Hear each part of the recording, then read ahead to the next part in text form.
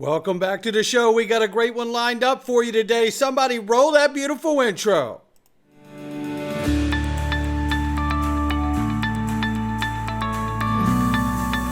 Digital Perspectives with Brad Kimes. Come on in.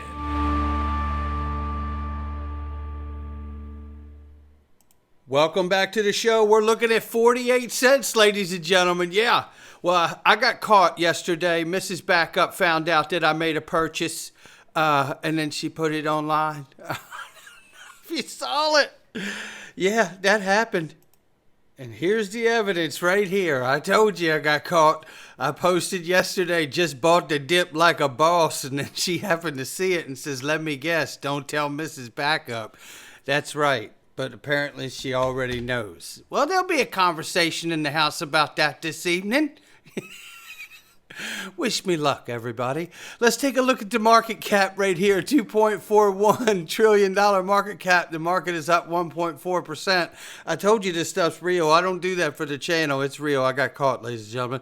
61,600 plus for Bitcoin, 3,400 plus for Ethereum, 112.6 billion plus market cap for USD Tether. And in just another 2 days, it will not be a stable coin according to 27 nations in the EU. We'll see how that affects the market cap going forward and how much of that will go into USDC, and will the real USD that Ripple is launching be launched in just a few days to capture some of that flow and market cap there. It would be great if they're prepared to do so, but we'll see. XRP right now at 47 cents at the number 8 spot, and we see we're up 0.1 or 1.7 on the 24 and still off by 2.9 on the 7-day. Again, the range of price very quickly between 47 and 48 cents. Blue light special, ladies and gentlemen, on XRP on aisle X. Yes, 48 cents. 2 for $1. Are you kidding me? It's hard for me not to do it right now, but I know I've been caught already. I better just leave well enough alone. I do want to tell you right now about Link to private equity, the best private equity in the world. Ladies and gentlemen, let me tell you something. Look, if you go in here and you look at the amazing companies they have listed here, I don't mind telling you that one of which we are going to be covering today, which is known as Stripe. Yeah, we got some news about Stripe today. Lil Birdie's telling me that it's going to be available on this platform later today if you watch out for it, and you're going to love the news that we have for it. Link2 is the best private equity in the world. There's no question. So don't mess around. Listen, they're getting ready to hit 1 million registered users. Why are you not one of them? And by the way, if you are one of them, you know how this works. You better be in the grass like a lion in the bush waiting. Because when that Stripe hits the platform today, yes, we're going to be racing each other to get it all before it's gone, no doubt. Click the link below and check out our sponsor here. Let's get started with this. U.S. Supreme Court restricts SEC's use in-house judges for fraud cases. Well, thank goodness somebody's starting to put some guardrails around this nonsense that's coming out of Gary Gensler and the SEC here. Breaking from Eleanor Terrett, as the Supreme Court has just ruled 6-3 in that judgment. And it says here the SEC seeks penalties for fraud. It says a defendant is entitled to a jury trial in federal court and opposes being subjected to the agency's in-house legal proceedings. And what a great ruling that is by the Supreme Court, because the SEC is obviously out of control and they would just be making up whatever they wanted inside their own in-house judge. Yeah, let's do away with that altogether, in fact. Let's listen to this quick clip here and hear about the summation of it all. More breaking news from the Supreme Court, the decision coming down that it's curbing the SEC's use of in-house judges in fraud cases, that it backs the right to jury trial for some SEC defendants. Joining us now with more is Bloomberg Balance of Power co-host Kaylee Lines in Washington. And this certainly seems like a blow to the SEC. It is indeed, Katie. The SEC uses this in-house tribunal system to try hundreds of fraud cases a year, and now that power is going to be pulled back by the highest court in the land. Essentially, what the Supreme Court has decided here is that those fraud defendants do have a right to a jury trial rather than being tried by the in-house judges at the SEC. And this potentially is removing a key enforcement mechanism for the Securities and Exchange Commission under the chair, Gary Gensler. This will very much change the way in which the SEC conducts its enforcement actions and cases. And this is not the only. More breaking and there news. You have it right there. Look, this is nothing but good news. They're putting some handcuffs on these people in the SEC here, and we need a lot more of it, to be perfectly honest with you. But I want to let you know this really quickly here. Jesse Powell, you know who he is. That's right, co-founder of Kraken, ladies and gentlemen, said, I just personally donated $1 million, mostly in Ethereum, so it's in crypto even, to Donald Trump. For too long, the crypto industry has been under attack by Elizabeth Warren and Gary Gensler. This is why it's so important. And listen, there's just a couple days left here in the quarter. Please donate johndeatonforsenate.com. Anything that you can, $5, $20, anything you can. We got to get Elizabeth Warren out of there. I mean, it is important, paramount. Not just because we're in crypto, but because the United States really does need to be a leader in this fourth industrial revolution. Stopping us in this is like stopping us from being a leader in the internet. We do not want to see that happen, especially with the way we know and understand the current markets and conditions are right now and what we'll be walking into soon. Despite the overwhelming bipartisan congressional efforts to put clear rules in place, Biden White House has stood up by an allowed campaign of unchecked regulation by enforcement. This approach is diminishing the U.S. competitiveness as other major economies around the world advance clear rules to regulate digital assets. He's excited to join other leaders from our community to unite behind the only pro-crypto major party candidate in 2024 presidential election so the United States continue to remain a leader in blockchain technology. It's absolutely the truth, and it's exactly what's going on, and I'm glad to see it. Now let's listen to CEO of Kraken, David Ripley, extremely encouraged by Donald Trump's campaign for crypto, which, by the way, in the presidential debate last night, I had to sit through, and we'll be covering some of that in the Freedom Zone, and you will not want to miss the coverage of this. Oh, my goodness. Boy, there is a huge, huge signal coming from the Democratic Party. You're not going to want to miss it. But let's listen to CEO from Kraken right now, Dave Ripley. I'm curious if you've been discussing crypto policy with former President Trump and current Republican frontrunner Donald Trump, or any members of his team. Have you been doing that? You know, so on the policy side, I mean, we've had a number of different discussions across both sides, you know, from a partisan standpoint. You know, for what it's worth, we're extremely encouraged by what we've seen from, you know, the Donald Trump and his campaign over the past couple of months. He's, you know, embraced cryptocurrency. You know, frankly, he's met with many people in the industry, and you know, had several events where he's, you know, building that knowledge and come out, you know, very positively towards cryptocurrency, which we absolutely embrace. And we think, you know, he's an intelligent person, and you know, typically when, you know, someone who is willing to kind of go up the learning curve and they can do it quickly, we see positive results because you know, crypto is a fantastic innovation.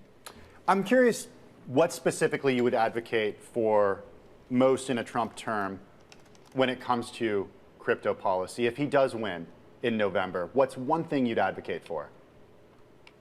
Well, you know, look, the history. I mean, it's almost. I mean, it's difficult to, you know, really almost put your finger on it. I mean, we're just coming from a place where it's been almost the worst possible environment you can imagine, where you have, you know, this policy of, you know, regulation by enforcement. You have a complete unwillingness to understand and come to the table and discuss the technology from what we see in the current, you know, SEC and a number of the regulatory bodies in the U.S. So it's, you know, there's only one way to go that's up. Again, though, fast forward to the past couple of months, we've started to see like really positive momentum. You know, there's this bill, FIT 21, which is a market structure bill for cryptocurrency, which just passed the House with a much more positive vote than we expected. And now we got to see it get through the Senate. Now let's take a look at this very quickly here. This is the Coinbase and Stripe news that I was telling you about. Watch for Stripe to show up on the Link2 platform. Watch out, ladies and gentlemen. Coinbase and Stripe have formed a new partnership. And what are they doing? Well, you're going to love what they're doing. The first is the addition and support of USDC. So bringing the stable coin, tying it in using Base, which is a layer 2 blockchain of Coinbase. And basically this is allowing for Stripe to integrate crypto payments, starting with USDC. Now that also ties us into, because it's tying it all into Stripe, that this ties in allowing fast cross-border remittances and fiat equivalent settlements in 150 sovereign countries. Yeah, I love it. Yeah. Following the addition of USDC on Stripe will also be available as a part of the payments processor's on-ramp from fiat to crypto, facilitating onboarding for customers converting fiat into digital assets. On the other hand, Coinbase is adding Stripe to the fiat to crypto conversion portal of Coinbase Wallet. This way, people can purchase cryptocurrencies instantly with credit cards and Apple Pay. The integration and tying in the ability to buy and send digital assets, whether it be a stable coin or cryptocurrencies and or conversions into these legacy products, it's happening right before your eyes. That's what's going on.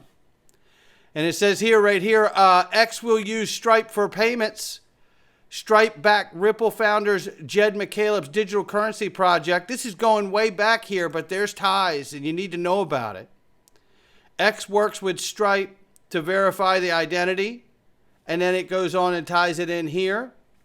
Stripe backs Ripple's founder, latest digital currency project, all the way back to 2014 for the OGs in this space. There are deep ties, ladies and gentlemen, deep ties all the way around here. Keep your eyes wide open. And then there's this. Hong Kong has also been preparing for Ripple's stablecoin. I was talking. One second. Hong Kong has also been preparing for Ripple's stablecoin, the real USD, for some time now. Hong Kong's actually just launched this year a stablecoin sandbox for the past 18 months or so. They literally went worldwide and talking to Circle, Ripple, Visa, Alibaba, the world, to make sure that the government really are on top of regulations to basically have clear guidelines, approve various different institutions to be able to support stablecoins. Getting this clarity, I've said this, but I'm telling you, I hope it's not lost on people.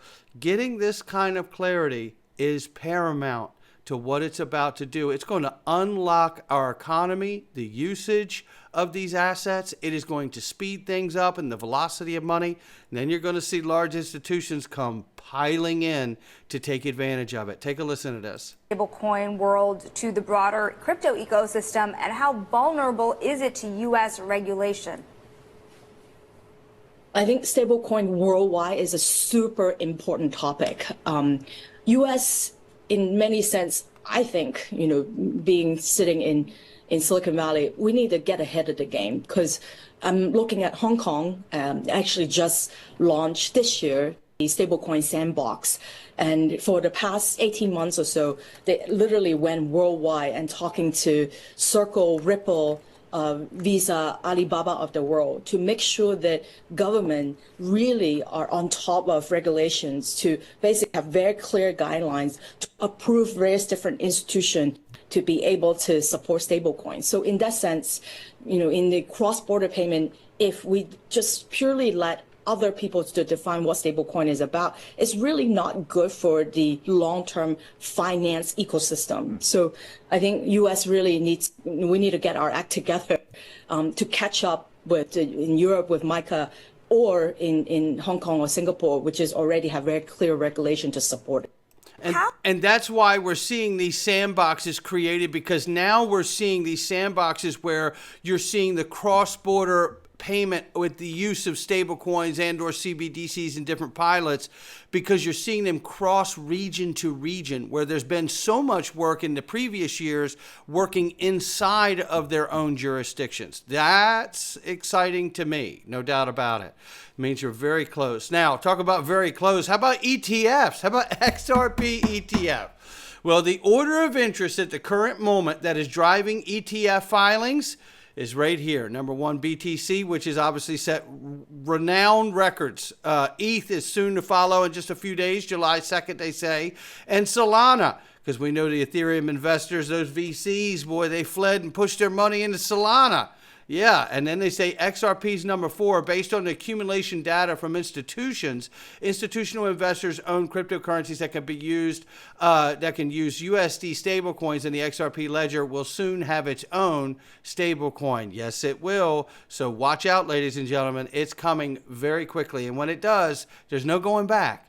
There's no going back what it's going to do to the market.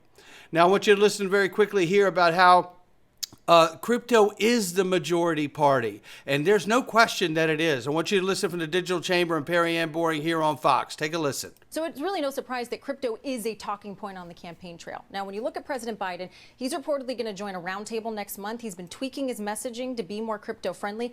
Actions speak louder than words here, though. He recently angered the community by vetoing a bipartisan resolution that would have limited the SEC's oversight.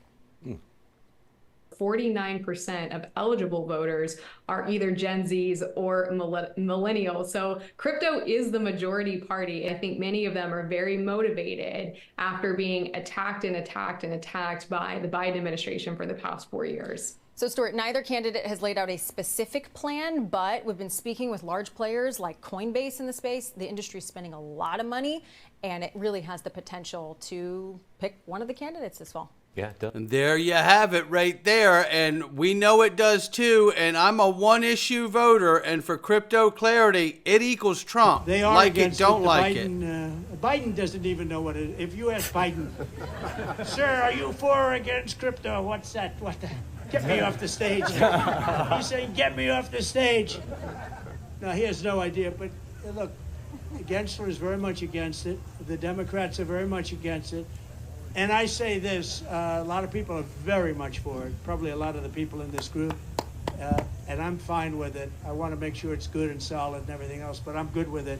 And if you like crypto in any form, and it comes in a lot of different forms, if you're in favor of crypto, you better vote for Trump.